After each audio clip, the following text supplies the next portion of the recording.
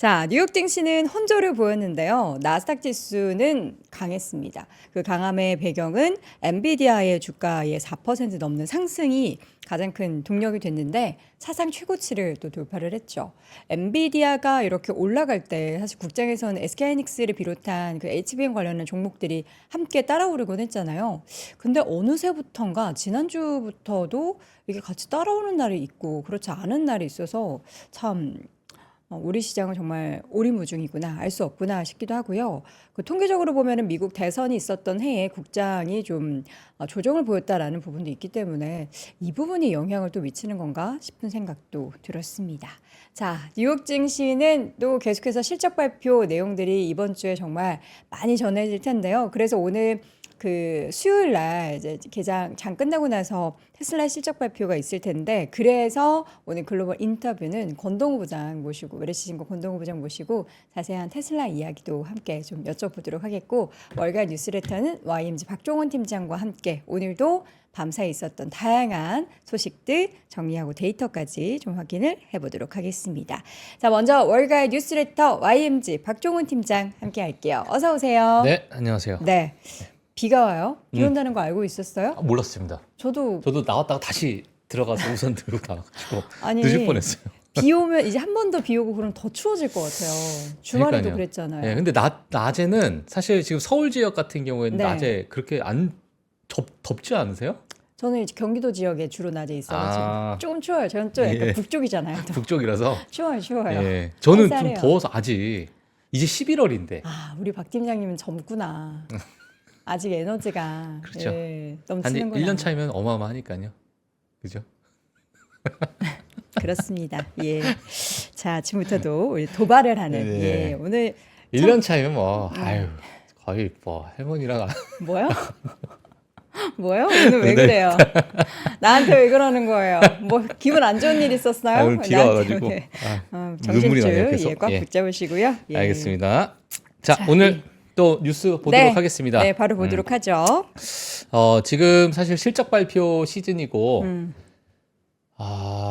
사실 뭐 반도체 기업들이 지난주에 실적 발표를 했는데, 네. 뭐 그러한 여파가 조금은 지속되는 것 같고요. 음. 시장에서의 약간은 뭐랄까요, 약간 눈치 보는 그런 시장이 좀 이뤄지는 것 같고, 네. 그리고 대선에 관련돼서도 많은 불확실성이 좀 있다 보니까, 약간은 좀 시장이 약간 좀 소강 상태 또는 오늘 뭐 큰 조정을 줬다라고 좀 그러긴 하는데 쉬어갔죠? 일부는 너무 좀 힘이 없는 그런 시장이 좀 보이지 않나 그렇게 생각이 듭니다. 그래서 오늘 헤드라인을 한번 보면서 같이 시장을 좀 보도록 하겠습니다. 자, 시장 흐름에 대해서 오늘 한번 중간 점검을 한번 해보면 좋을 것 같고요. 그리고 트럼프 당선이 지금 유력해지고 있는 뭐 물론 지금 보게 되면은 여러 설문조사 또는 베팅 사이트에서 앞으로 많은 이제 시장의 참여자분들이 누가 대통령이 될 것인가에 대해서는 지금 트럼프 후보의 지지율이 높다 보니까 지금 여러 가지 시나리오적인 측면을 트럼프 후보에 맞서서 많이 정보들이 좀 나오고 있습니다. 데이터들이 좀 나오고 있는 상황인데 지금 만약에 트럼프 후보가 당선이 된다면 기업들 수익에 어느 정도 영향을 줄까? 왜 그러냐면 카말라 리스 같은 경우에는 법인세를 인상하겠다라고 얘기를 했었고 네. 트럼프 후보 같은 경우는 법인세를 이제 인하하겠다라는 이 얘기를 했기 때문에 그 인하한다라는 그 부분이 기업들에게 어느 정도 수익에 미칠까 그 부분이 있어가지고 제가 표로 가지고 나왔고요. 같이 네. 한번 체크해 보시면 될 것 같습니다. 네. 자, 그리고 닐 카시카리 오늘 사실 여러 국채 금리가 뭐 소폭 상승하는 부분, 뭐 일부 달러 인덱스도 좀 올라가는 그런 부분이 여러 가지가 있었는데 닐 카시카리 같은 경우 향후 금리 인하 노동 지표의 금리 인하의 어떤 방향성은 노동지표 또는 고용지표에 달렸다라는 이야기가 좀 나왔기 때문에 뭐 여러 가지 연준 위원들의 의견이 지금 시장에 금리 인하의 어떤 방향성에 있어가지고는 영향을 주고 있는 것 같다 이렇게 보시면 될 것 같고요. 그리고 미국이 조만간 중국 내 AI 투자에 대해서 규제를 하겠다라는 이야기가 있습니다. 이 부분도 뉴스를 통해서 제가 전달해 드리도록 하겠고요. 네. 오늘 아마도 시간이 안 될 수도 있을 것 같은데 안 왜요? 되면 제가 내일 하겠는데요. 자, 미국인의 5명 중 2명이 이미 신용카드 한도 초과 상태다라는 이야기가 있습니다. 그래서 제가 뭐 3주 전 또는 2주 전에 뭐 지속적으로 얘기했던 앞으로 10월 달, 특히 이제 4분기가 시작되면은 소비에 관련된 이야기들이 분명히 많이 화두에 오를 것으로 좀 예상을 했는데, 이미 벌써 조금씩 그에 따른 데이터들이 좀 나오고 있어서 지금 신용카드 특히나 개인들의 부채가 어느 정도가 되는지 그 부분에 대해서 한번 같이 네. 보도록 하는데 오늘 안 되면 제가 내일 뭐 첫 번째 뉴스로 다루도록 하겠습니다. 네. 엔비디아가 사상 최고치를 경신했습니다. 대단하죠. 다우존스가 0.8% 상승했는데 나스닥이 0.27% 홀로 상승하는 모습. 여기에는 당연히 엔비디아의 활약이 있었다라고 보시면 될 것 같고요.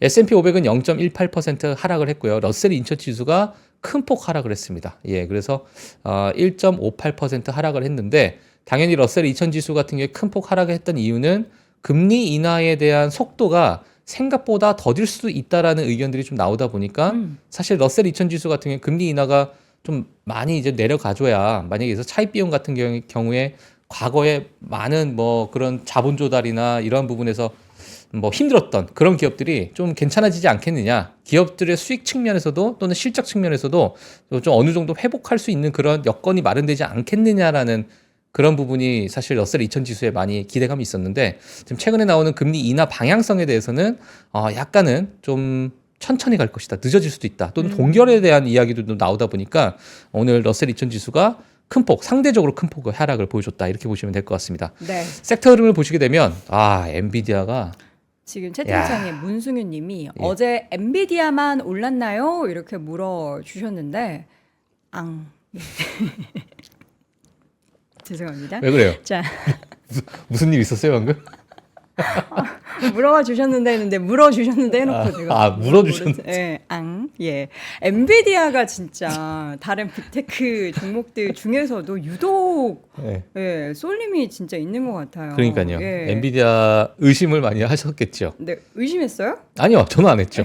뭐 누군가가 했겠죠. 예, 의심할 필요가 없는 것 저는 같아요. 안 했는데 뭐 이제 블랙웰에 대한 수요가 뭐 정말 미쳤다라는 그런 이야기. 미쳤다. 예, 그리고 이제 사실상 뭐 이러한 과거의 성장률을 또는 마진율을 그대로 이어갈 수 있겠느냐라는 기대감이 있는데 물론 펜은 까봐야겠지만 근데 이제 지금 상태에서는 사상 최고치를 일단 찍었습니다. 네. 예, 뭐 시장에서는 긍정적으로 반응하고 있는 것 같고요.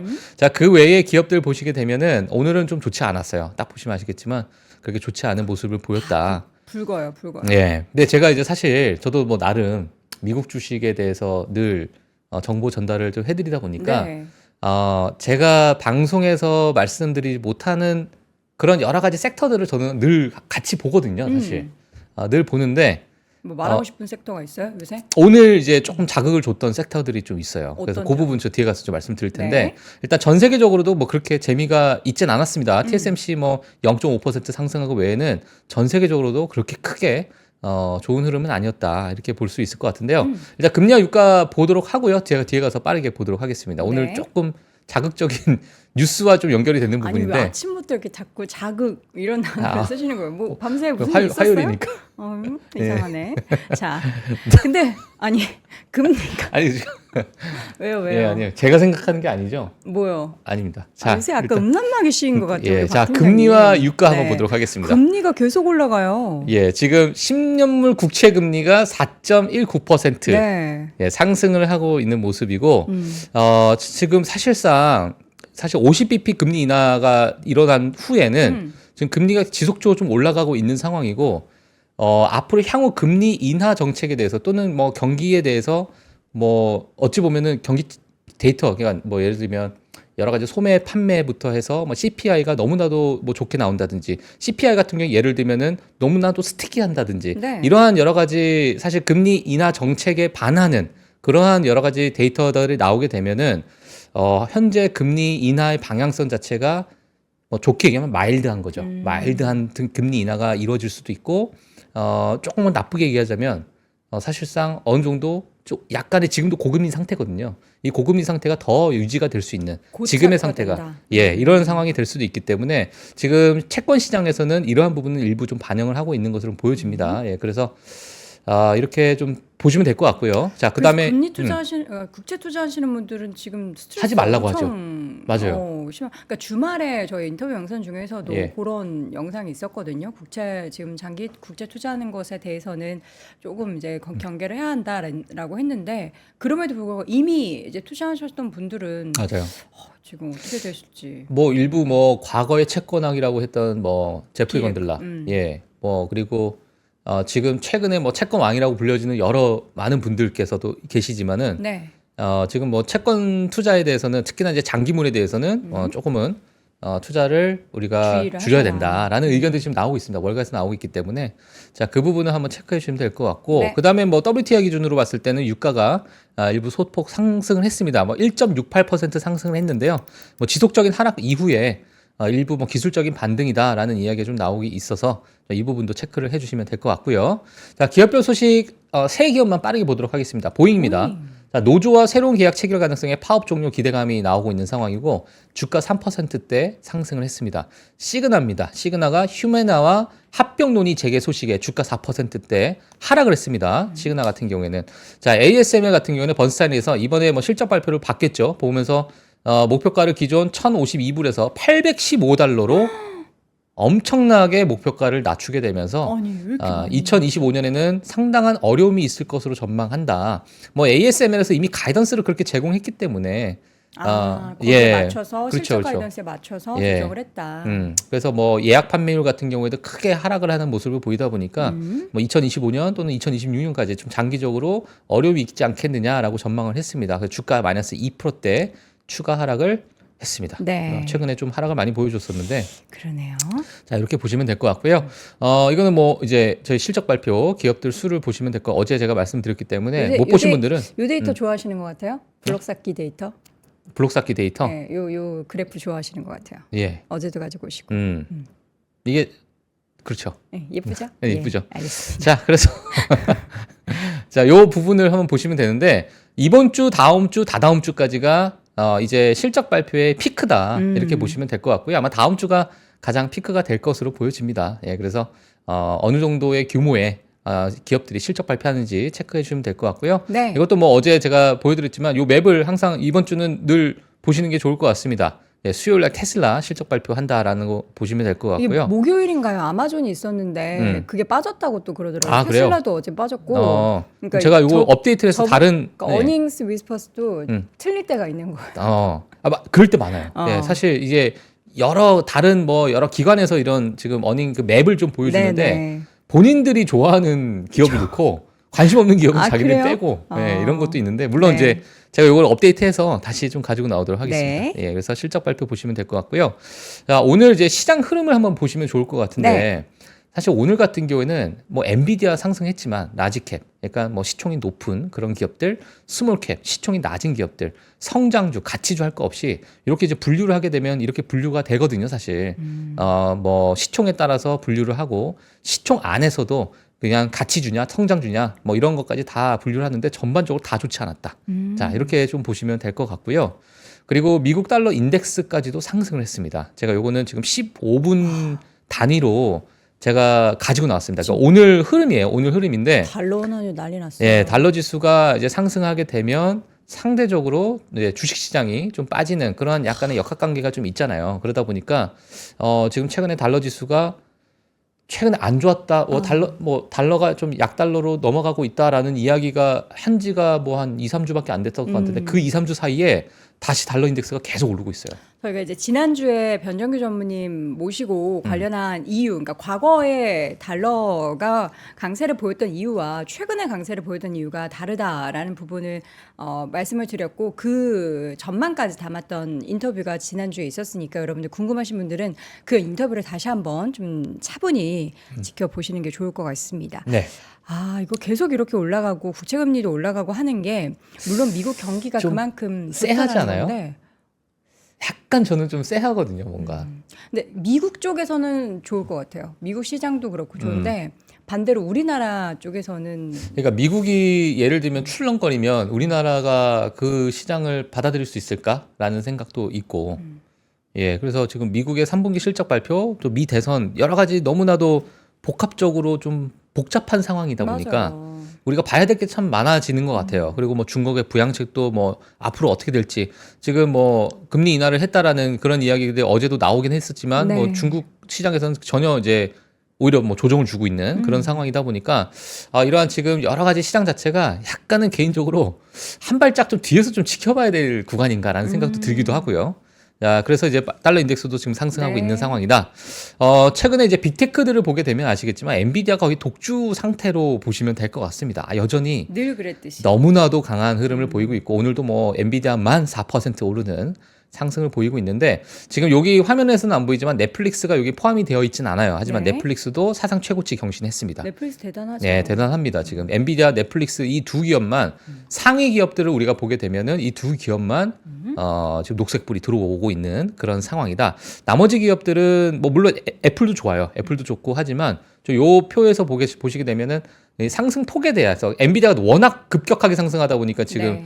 밑에 있는 기업들이 뭐 거의 상승 안 한 것처럼 보이고 있지만 그렇지는 않습니다만 엔비디아가 거의 독주 체제로 이어가고 있다라는 점 한번 같이 체크해 주시면 될 것 같고요. 네.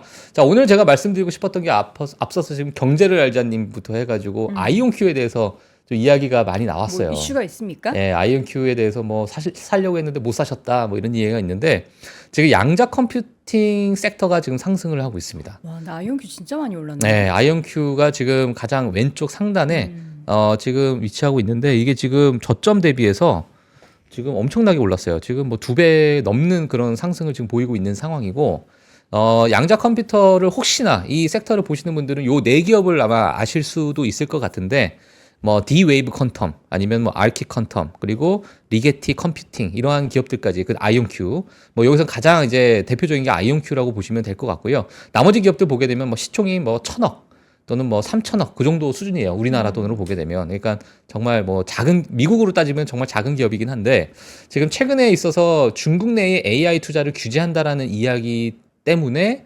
최근에 뭐 약간의 어찌 보면 테마성으로 볼 수 있겠지만 좀 저점 대비해서 상승하는 모습. 그러니까 오늘 시장만 딱 보더라도 뭐 좋은 게 전혀 없었습니다. 네. 예, 앞서서 제가 맵을 보여드렸지만 전혀 좋은 게 없었지만은 뭐 일부 섹터에서는 이러한 상승이 테마성으로 좀 일어나고 있다 정도 같이 좀 보시면 될 것 같고요. 현재 모멘텀이 좀 살아있는 그런 모습이 아닐까 이렇게 보여집니다. 그래서 네. 워낙 좀 저점이기도 하고요. 그래서 이 부분도 한번 체크해 주시면 될 것 같고 S&P 500 수익률 어제 골드만삭스의 제가 보고서를 가지고 나오면서 향후 10년 동안에 상단은 7%, 하단은 마이너스 1%, 그러니까 역성장까지도 본다는 얘기죠.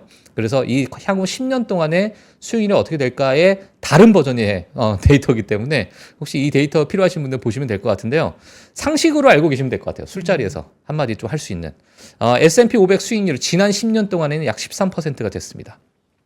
너무나도 좋은 기술주 섹터들이 반등했기 때문에 상대적으로 좋은 흐름을 보였었고 네. 하지만 전체 평균을 보게 되면 11% 특히나 이제 배당금까지가 만약에 가미가 된다면 뭐 12%까지도 갈 수 있는 그러한 이제 과거의 S&P 수익률이다. 그러니까 네. 보통 내가 S&P 500에 내가 투자를 한다면 뭐 10%에서 13% 정도는 내가 뭐 어떤 수익률을 염두에 두고 기대 수익률이겠죠, 이게. 그래서 이 기대 수익률을 염두에 두고 시장을 볼 수 있을 것 같은데 향후 10년은 네. 네, 말씀하세요. 향후 10년은 요 논리가 이제 뭐랄까요? 3%. 예, 요 계산법이 안 맞을 수도 있다는 거죠. 골드만 이유가 삭스는. 뭐죠?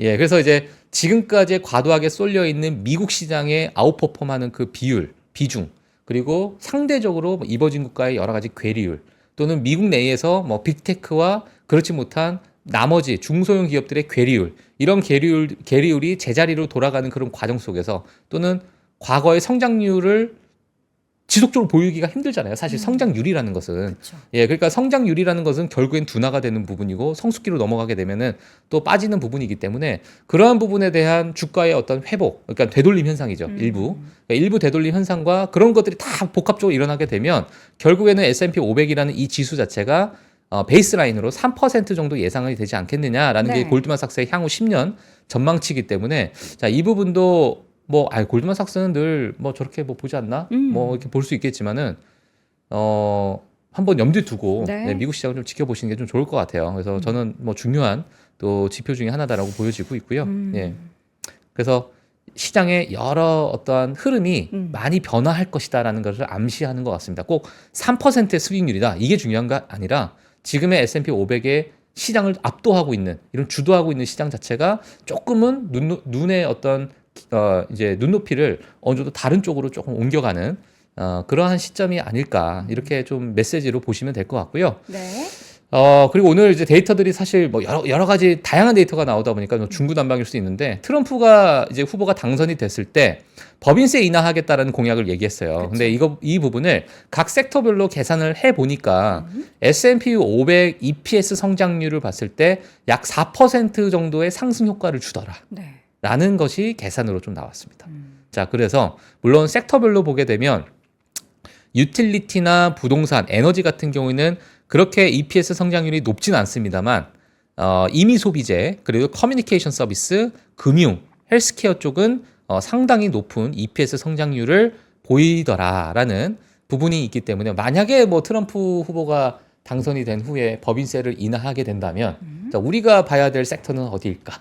예를 들면 물론 그 시기에 따라서 달라지겠지만 뭐 트럼프의 이러한 공약이 만약에 적용이 된다면 일부 섹터에서 특히 요 상위 섹터에서는 EPS 성장률에 도움이 될 수 있는 상위 섹터가 뭐예요? 지금 커뮤니케이션이랑 임의 소비재, 커뮤니케이션 서비스, 네. 금융, 헬스케어 헬스케어. 이렇게 뭐 네 개로 보셔도 될 것 같아요. 물론 네. 테크가 요 중간에 있긴 한데 테크도 좋습니다. 3.2%니까 뭐 좋은 흐름이죠. 예, 제일 그래서 덜 영향받는 건 유틸리티 맞아요. 부동산 예. 쪽이군요. 그래서 뭐 이런 부분도 같이 한번 보셔도 될 것 같습니다. 네. 자, 다음 데이터는 초과 저축의 성장 이후에 이렇게 확 꺾인 해가 없었다는데, 근데 이거는 코로나가 있었으니까 네, 그때 코로나가 돈이 많이 있었는데 풀렸던 그 영향으로밖에 볼 수가 없어서 예. 이건 좀 뭔가 그런 변수를 제거하고 봐야 될 것 같은데. 근데 이제 그 사실 어찌 보면 이게 절대치로 보셔도 될 것 같은데 네. 과거에 여러 이제 부양책이라는 부분이 있어서 코로나가 너무나도 압도적인 부양책을 내놨잖아요. 그렇죠. 미국 시장에서. 그러다 보니까 엄청난 초과 저축 성장이 일어났죠. 이거는 아마 뭐 월모부 또는 과거에 뭐 글로벌 라이브를 보셨던 분들도 늘 정말 귀따갑게 들으셨던 네. 그런 이야기가 아닐까라고 생각이 드는데 제가 지금 말씀드리고 싶었던 게 뭐냐면 뒤에서도 제가 오늘 시간이 되면 말씀드리겠지만은 여러 가지 그 신용카드 개인의 부채가 늘어나고 있다는 거죠. 개인의 부채가 늘어나고 있는데 자 이러한 엄청난 부양책 이후에 또 정말 이 세이빙 어카운트, 그러니까 개인 어떤 그 저축률 자체가 어마어마하게 하락하는 그런 모습이 향후 시장에서 그러니까 너무나도 과한 것들은 산이 높아졌으니까 이제 골도 좀 깊어지는 건데 산이 높아지고 골이 깊어지면은 그 이후에 약간 출렁임이 좀 이어지잖아요. 1년, 2년 정도가 이어지는 그러니까 데이터를 좀 어느 정도 소화를 해 나가는 과정. 또는 여러 가지 변화되는 이런 환경 자체가 소화되는 과정 자체가 시간이 필요하기 때문에 그러한 시간이 필요한 그 시점에서 또 미국 경기가 출렁거리지 않을까 또는 소비에 관련해서 우리가 좀 염두에 둬야 되지 않을까라는 부분을 제가 좀 말씀드리는 거고요. 네. 지금 과거의 어떤 흐름 봤을 때 이게 과거에 경기 침체 구간 때에 있었던 저축률입니다. 그러니까 보통 경기 침체 구간이 되면 내가 경기 침체니까 돈을 덜 써야 되고 인플레이션이 만약에 자극이 되면은 돈을 좀 아껴 써야 되겠다. 이러한 이제 생각이 심리적으로 들 텐데 네. 그러다 보니까 저축률이 늘어나는 거예요. 보통은 그렇죠. 세이빙이 늘어나는데 지금 최근에 있어가지고 물론 경기 침체가 아니지만은 너무나도 급격하게 하락하는 그러한 어떤 비교 데이터입니다. 그래서 이 부분은 아마 향후 어떻게 또 흘러갈지는 우리가 좀 지켜봐야 될 것으로 보여지고 있고 뒤에 가서 뉴스와 좀 연결해서 제가 말씀드리도록 하겠습니다. 네. 또 비트코인이 지금 트럼프 후보 때문에 뭐 최근에 크게 각광을 받고 있는 상황인데 이게 비트코인에도 계절성이 있어요. 네. 겨울에 올라요? 10월, 11월, 12월에 오릅니다. 오, 그래서 제가 딱 잘 네, 사. 지금 보게 되면 이 까만색이 지금 비트코인 최근 2024년 비트코인 흐름이고 네. 요 빨간색이 과거에 물론 이 계절성. 데이터가 그렇게 많지는 않죠. 비트코인의 역사가 뭐 주식시장만큼 많지는 않지만 과거의 계절성을 봤을 때는 연말에 늘 좋았더라. 근데 요 같은 결을 딱 타고 있어요 지금. 와, 연말 하니까 저는 2017년 딱 생각나네요.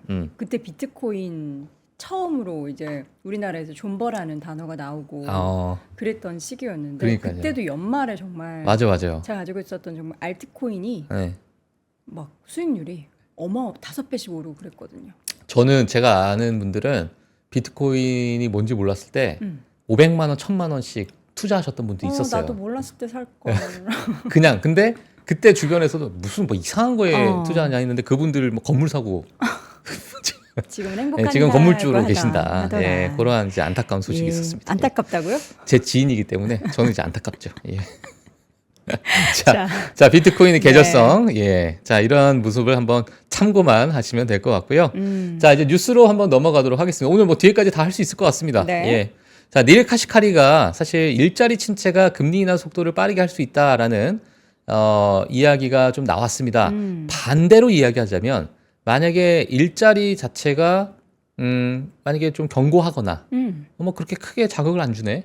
그리고 CPI 물가 지표가 좀 스티키하네. 좀 안 내려가네. 네. 라는 부분이 있다라면 금리 인하 속도가 엄청나게 느려질 것이란 얘기겠죠. 결국에는. 그러니까 8월과 9월에도 우리가 고용 때문에 그렇게 맞아요. 금리 인하가 촉발된 거잖아요. 예. 물론 지금 어찌 보면은 최근에 나왔던 PC CPI 같은 경우에도 예상치보다 소폭 튀어오르는 모습이 보이다 그렇죠. 보니까 시장에서는 여기에서는 멈추나? 그러면 금리 인하에 대해서 이야기들이 좀 속도에 대해서 이야기가 좀 나오다 보니까 시장에서 여전히 이 매크로 지표, 경기 지표에 따라서 시장이 좀 움직이지 않게 금리 같은 경우에 네. 움직이지 않겠느냐라고 보여지고 있는데 일단 이번에 나왔던 이야기를 한번 보시게 되면 닐 카시카리 총재가 이런 얘기했어요. 다시금 향후 몇 분기 동안은 완만한 금리 인하 흐름이 예상이 된다라는 완만한 금리가 얘기를 했습니다. 예, 영어로 하면 뭐 moderate 이런 단어를 쓰긴 했는데 자신 있게 하세요. 아까 예. 들어올 때 인사는 hello, hi 딱 하고 들어오시는데. 예, 제가 뭐 네. 한국에 있다 보니까 영어를 많이 까먹었어요. 네, 그래서 자, 하지만 자, 노동 시장의 급격한 악화로 인해서 더 빠른 인하가 나올 수 있다. 그러니까 이게 완만한 금리 인하를 지금은 나는 예상을 하고 있지만 네. 왜냐하면 너무나도 이제 급변한 이러한 데이터가 아니라는 거죠. 이 매크로 지표가. 하지만 만약에 급격한 악화가 된다면은 당연히 뭐 빠른 인하가 나올 수 있다. 그렇죠. 자, 이렇게 나오고 있는 상황이고요. 현재 금리 자체가 여전히 경제에 제동을 걸고 있다고 본인은 이제 생각을 한다. 고금리다. 예, 라고 있다. 고금리라는 얘기겠죠, 결국에. 그러니까 금리 인하 방향성은 맞지만 이 부분에 대해서는 결국에는 데이터에 의존해서 봐야 된다라는 얘기고 그리고 금리를 인상하는 동안에 경제가 강세를 지금 보여왔잖아요, 사실상. 네. 그리고 지난달 금리를 완화한 이후에 중립금리의 최종 안정점이 과거보다는 좀 높아질 수 있다라는 것을 좀 이야기를 하고 있는 겁니다. 그래서 네. 뭐 되게 복잡한데 노동시장에 따라서 금리의 속도가 변화할 수 있지만 중립금리, 그러니까 우리가 사실 경제 성장에 있어서 크게 훼손이 되지 않는 중립금리라는 것 자체는 과거에 우리가 봤던 것보다는 조금은 높아질 가능성이 있기 때문에 그 부분은 너희들이 염두에 둬야 된다. 네. 이렇게 보시면 될 것 같아요. 그래서 금리의 속도는 데이터에 의존돼 있을 것이고 향후 마지막에 우리가 봐야 될 중립금리 자체는 최종 과거보다는 조금은 높아지지 않겠니라는 그런 의견을 지금 닐 카시카시 총재가 내놨습니다. 그래서 오늘 10년물 국채금리가 그렇게 좀 상승하는 그런 효과를 좀 보였던 것 같고 영향을 줬던 것 같고요. 앞으로 이제 여러 연준 위원들의 발언을 우리가 좀 봐야 될 텐데 네. 11월에 있는 FMC가 정말 중요할 것 같아요. 네, 정말 중요할 것 같고 그 11월에 있는 FMC에 따라서 금리 인하를 할지 또는 정말 최악의 상황이라는 표현이 그렇지만은 동결을 할지 그 부분에 따라서 시장이 크게 출렁일 수 있다. 이것도 대선 이후잖아요. 어찌 네. 보면. 네, 그래서 그 부분도 우리가 좀 체크를 해봐야 될 것 같습니다. 그리고 이제 미국이 이제 중국 내에 AI 투자에 조만간 억제한다라는 이야기가 나왔습니다. 네. 뭐 이 부분은 뭐 다들 뭐 당연히 계속하고 예, 있죠. 그러고 있지 않았어라고 보실 수 있는데 좀 공식적으로 이제 조만간 지금은- 규제를 하겠다. 뒤로 했는데 이제는 대놓고 하겠다. 예, 이제 대놓고 규제를 하겠다라는 이야기가 좀 나오고 있어요. 그래서 이 부분에 대해서 좀 보게 되면 사실 중국 내 인공지능에 대한 특정 미국의 투자를 금지하는 미국 규정이 최종 검토 단계에 있다라는 이야기고요. 뭐 이 제안은 조만간 시행될 것이 보여지는데 이 제안 자체가 선거 전에 시행이 될 것으로 시장에서는 보고 있습니다. 선거 전에요. 네, 선거 전에 아마 바이든 대통령이 이 부분에 대해서 어찌 보면은 뭐 정치적으로 이용할 수도 있는 그러한 이야기일 수도 있고, 민주당 자체가 유권자들을 이렇게 이렇게 모으는 그런 과정 속에서 하나의 뭐 공약적으로 좀 이용할 수도 있을 네, 것 같은데, 자, 그래서 선거 전에 아마 발표하려는 것 같다라는 이야기들이 있는 상황이고, 재무부에서는 논평 거부하긴 했는데요. 네.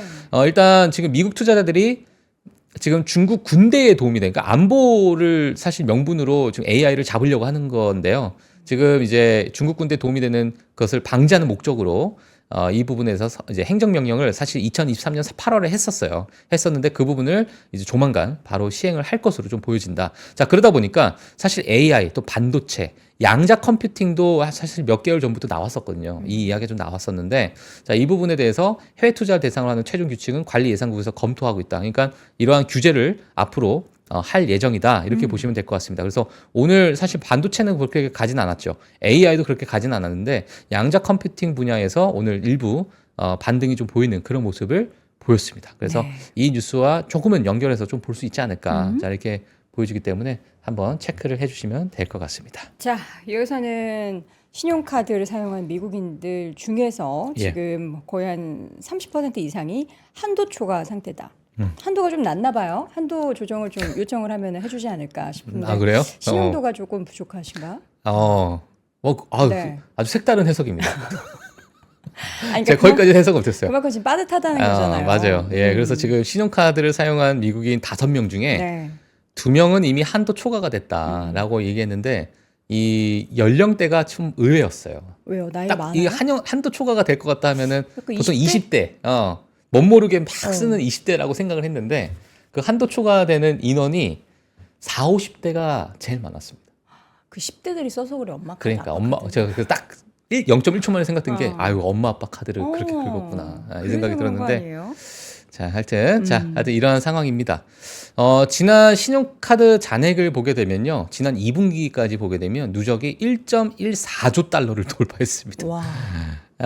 거의 뭐 국방비가 천조국이 아니라 지금 신용카드 잔액도 이제 천조국이죠. 예, 물론 이게 다 빚이냐 뭐 그렇지는 않죠. 네. 그렇지는 않지만 그만큼 지금 신용카드의 사용 그 양이 많아진다라는 것은 본인이 지금 여러 가지 어떤 수익적인 부분이나 아니면은 뭐 리볼빙하는 그러한 여러 가지 자금이 있기 때문에 신용카드를 쓰게 되는 거잖아요. 자, 그래서 지금 신용카드 잔액이 늘어난다는 것 자체가 어느 정도 일부 빚이 쌓이고 있다라는 것으로 우리가 조금 일부 좀 볼 수 있는 상황인데 그만큼 소비가 과거의 어떤 부양책 제가 앞서서 그 데이터 보여드렸잖아요. 이게 올라갔다가 쫙 내려가는 그런 부분이 과거에는 한 번도 없었다. 자, 그러한 부분 때문에 이 소비의 패턴이 신용카드로 전이가 되고 네. 앞으로 이러한 어떤 후유증은 1년에서 2년 정도 또는 뭐 길게는 뭐 모르죠. 뭐 더 길게 갈 수도 있는데 그런 후유증이 좀 지속되지 않을까라는 것이 시장에서 좀 우려하는 상황이죠. 그래서 소비가 만약에 확 꺾이게 되면 우리가 정말 뭐 경기 침체가 있겠어? 뭐 이렇게 볼 수 있겠지만은 이 부분도 우리가 좀 체크를 해봐야 될 상황이 아닐까 이렇게 보여집니다. 일단 최근 보고서를 한번 보게 되면 카드 소지자 5명 중에 2명은 이미 신용카드 한도 초과가 되어 있는 상태고 한도 초과 사용자의 한도 초과 사용자의 대출자, 그러니까 이것을 메꾸기 위한 대출을 하는 사람들도 비중이 늘고 있다고 합니다. 자, 그리고 신용카드 사용자의 28%는 내가 작년에 썼던 비용을 아직도 갚고 있다고 해요. 네. 1년이 넘어서도.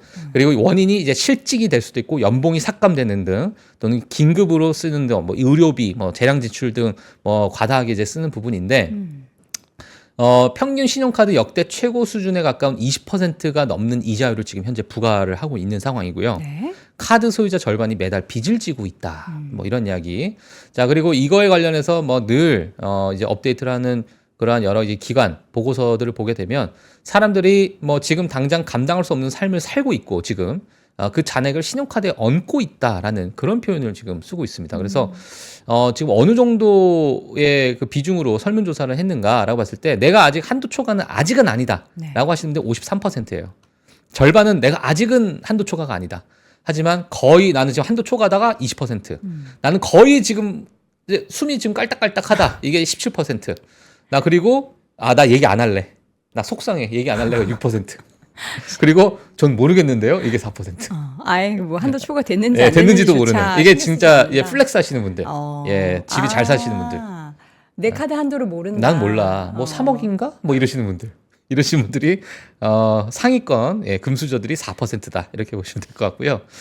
미국인의 40% 가까이 한도에 가까워져서 한도 초과가 됐다라고 답을 했기 때문에 이건 절대 이건 낮은 수치가 아니죠. 낮은 수치가 아니어서 이게 지금 제가 말씀드리고 싶은 게 뭐냐면 이게 급증하고 있다는 거예요. 급증. 그러니까 이제 급증하고 있다는 얘기가 이게 뭐 다음 주, 다다음 주 또 달라질 수도 있다라는 얘기죠. 그 중에 40대, 50대, X세대라고 불리는 40대, 50대가 지금 맥스드아웃이라고 돼 있는 게 이게 한도 초과라는 얘기거든요. 네. 한도 초과가 지금 X세대가 27%, 밀레니얼 세대가 23%, 베이비 부머가 17%, 그리고 G세대, 그러니까 지금 어찌 보면은 10대들. 예. 근데 요 10대들은 신용카드가 있나? 뭐 이 생각하는데 요 10대들이 쓰는 카드가 여기 있지 않나? 그렇죠. 예, 이런 생각도 제가 드는데요. 일단은 일단은 카드 많이 쓴다라는 이야기, 뭐 한국도 그렇지만 카드 많이 쓰는데 부채 안 갚아도 별 문제가 없어요? 저는 사실 사실 미국은 신용의 나라예요. 네. 근데 이제 뭐 안 갚으면 이자를 과다하게 부과하고 정말 때려 맞는 게 있습니다. 미국은 그런 거는 정말 철두철미한데 네. 이 신용 등급에 또는 신용 점수에 따라서 내가 말년에 노후에 여러 가지 뭐 대출을 받는다든지 뭐 개인 신용을 뭐 대출을 받는다든지 이런 부분에 있어가지고 엄청나게 그 신용 점수에 따라서 크게 갈리거든요. 차이나요? 예, 엄청나게 크게 갈려서 이거는 그냥 제가 예전에 미국에 있을 때 우스갯소리인데 100발의 노부부가 뭐 람보르기니 타고 다니시거나 페라리를 타고 다니시고 쫙 가면 너무 멋있어요. 그 모습이 100발 정말 제 꿈이에요. 예, 정말 딱 이제 한 70대, 80대 네. 정도 되시는 분들이 근데 저희 지나가면서 아유 마지막에 쫙 땡기셨나 플렉스. 보다, 땡기셨나 보다. 네. 저희는 이제 그런 표현을 할 정도로 그만큼 이제 개인 신용 점수가 중요한데 이게 이게 만약에 돌아가시게 되면 네. 이게 없어집니다. 그게 이게 대물림 되고 이런 게 아니라 오. 개인에서 그냥 싹 없어지는. 아니, 우리나라도 근데 자식이 상속 안 받는다고 하면은 뭐 사라지죠. 그렇게 되죠. 예, 그렇게 되는데 뭐 여러 가지 미국적인 그 문화가 좀 있는 것 같아요. 신용카드 사용액이나 뭐 부동산에 관련해서도 우리나라와 약간은 좀 결이 다른 모습이 좀 있거든요. 미국 네. 같은 경우에는 내가 부동산 소유해야 될까? 뭐 이런 부분에 있어서 우리나라만큼 그렇게 욕심이 부동산 소유에 대해서 그렇게 욕심이 없기 때문에 제 개인적인 생각입니다. 이건. 네네. 자, 그래서 이렇게 보시면 될 것 같습니다. 네. 지금 켈리 르네 같은 게 법적으로 안 갚아도 돼요라고 말씀을 하시는데 4년 정도 계기면 그래요? 그 계기는 뭐 모르겠어요. 뭐 전 제가 계기진 않아가지고 예, 버티면은 안 갚아도 된다고요? 자, 하여튼 뭐 미국에서는 뭐 약간은 좀 다른 뭐 부분이 있겠지만 그래도 미국 내에서도 지금 많이 우려를 하고 있는 상황이다 보니까 네. 이런 부채는 결국에 소비력으로 전가가 될 수도 있고 이 소비력이라는 것 자체가 나중에 이제 전반적으로 GDP를 이끌어 올리는 경제 성장률을 또 대변할 수 있는 그런 부분이기 때문에 같이 좀 체크를 해주시면 될 것 같습니다. 네, 이렇게 해서 미국의 오늘은 저축 그리고 카드 사용에 대한 이야기를 해봤는데 여기에서 시사점은 이제 약간 또 일반 개인들의 이런 소비 패턴이나 카드 금융 상황을 보면서 경기에 대한 우리 우려감을 갖지 않아도 되는 건가 싶은 그런 경계가 좀 필요한 데이터들을 오늘 한번 확인을 해봤습니다. 자, 이렇게 해서 오늘도 월가의 뉴스레터 함께했고요. YMG 박종훈 팀장 함께했습니다. 고맙습니다. 네, 고맙습니다. 삶의 격을 높이는 9가지 지혜를 함께 나눕니다. 위즈덤 칼리지 시즌 2 영상 아래 링크를 클릭하시면 자세한 내용을 확인하실 수 있습니다.